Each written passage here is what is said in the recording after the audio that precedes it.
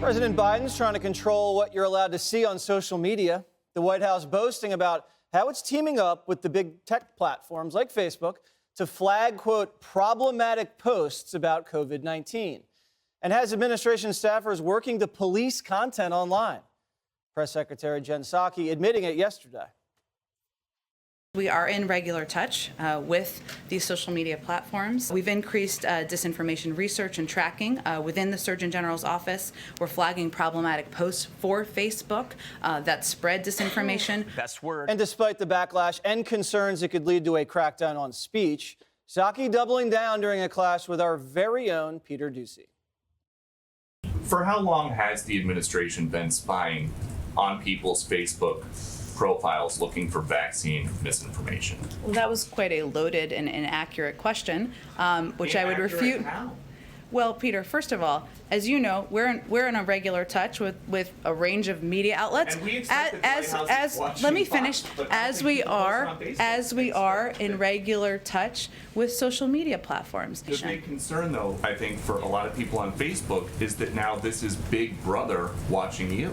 They're more concerned about that than people dying across the country because of a pandemic where misinformation is traveling on social media platforms.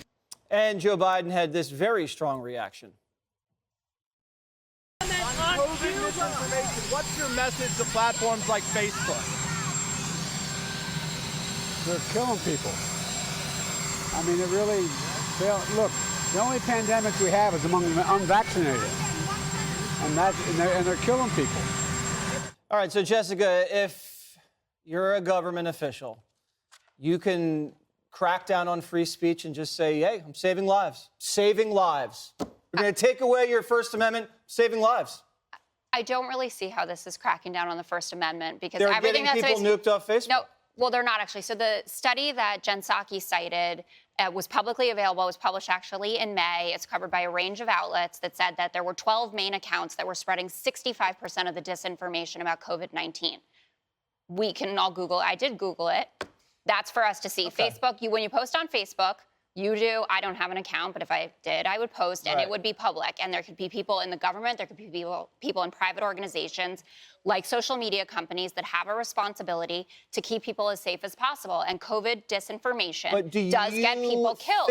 Doesn't matter. That the White House should be in charge of labeling what's disinformation? Because the White House, Joe Biden, the Democratic Party has a horrible track record when it comes to what disinformation is. I'm not sure that they have that much of a track record. They've only been in for a few months. I mean, I said the Democrats too. Lab leak, open borders.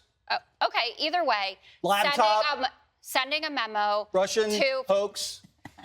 Let me finish. All of that was Let me finish, and then disinformation. you can Let me come just put a hypothetical out, and then Greg can answer. Greg, so let's just say President Trump. We weren't getting anywhere. Let's say President Trump, okay, a couple years ago, colluded with Facebook to crack down on people posting about the Russia hoax. And he said, you know what? CNN's posting about the Russia hoax. It's disinformation. It's tearing the country apart. Let's nuke them. What do you think the media would have said then? They would have gone crazy. And that's actually a really good analogy. I interrupted it. I said it doesn't matter. None of this matters. Once the government is involved with a corporation, that's a violation of the First Amendment. That's what's happening. It doesn't matter. I mean, it doesn't matter if you believe it's misinformation. It doesn't matter because it's for misinformation. Every opinion could be misinformation by your definition. That's what the First Amendment is, coming out and saying your opinion. I don't trust this government. I do trust you, Jessica, but I don't trust most Democrats in defining what misinformation is, to Jesse's point.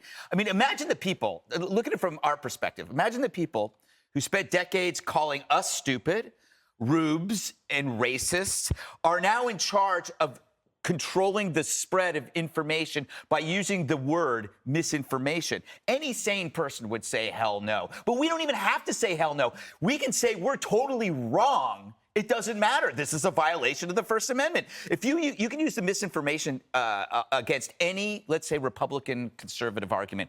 A defense of law enforcement, well, you want blacks to die. Your defense of capitalism, you want the poor to die, right? A defense of school choice, you want teachers to die. Anything could be based on the fact that these people are going to die so we can control the information. That's why you have to stop it now. They're going to use this argument. They're killing people. to control you. And there will be times when the information comes out and it's wrong, and it'll be wrong on the left and it'll be wrong on the right. That doesn't matter.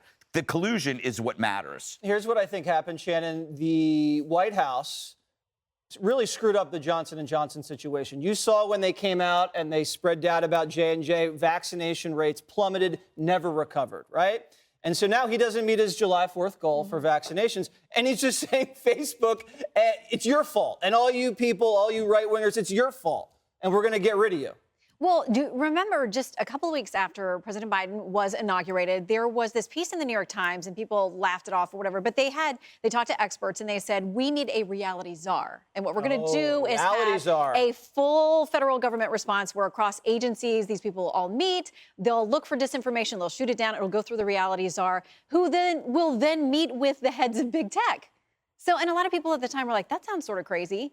Well, then when this stuff comes up, people are like, well, no, baby, that's actually what they're doing. And, you know, it gives rise and it gives wind to the sails, really, from former President Trump, his lawsuit against all these tech companies when he says they are acting as government actors. So if it looks like there is coordinated activity between the government and between big tech, it only helps his argument, right. Of course. So the White House pressuring monopolies to take out political speech they disagree with. Right, and that's exactly the point that you were making about the collusion. So the legal argument essentially is that the government has deputized these social media platforms, so allowing it to serve as an arm of the government, and therefore it's state-sanctioned censorship. And why it's so dangerous is not only the facts get censored, whether or not they're true or not, but also the public response to it. So it's twofold.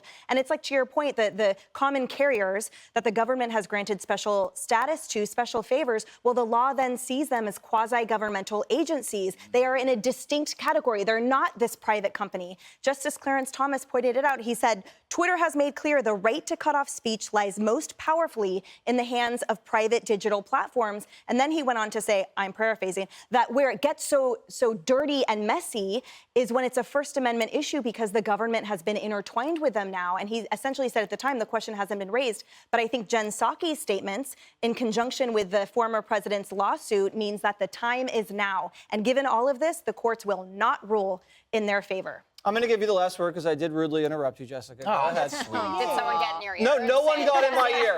No one got in my ear. Now I'm wasting my time. Take it back.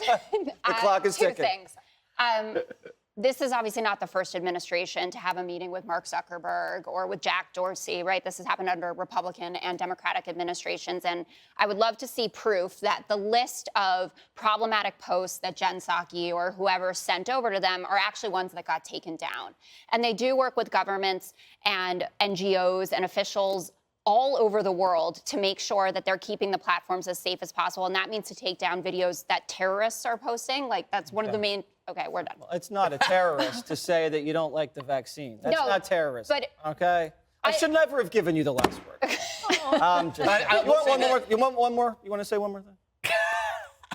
You're making me feel bad, Jessica, the faces. Go ahead, Greg. No, I was going to say, it's good to see Democrats finding a flag that they like. No. Oh, them's fighting words. So much for following. Hey, Sean Hannity here. Hey, click here to subscribe to Fox News YouTube page and catch our hottest interviews and most compelling analysis. You will not get it anywhere else.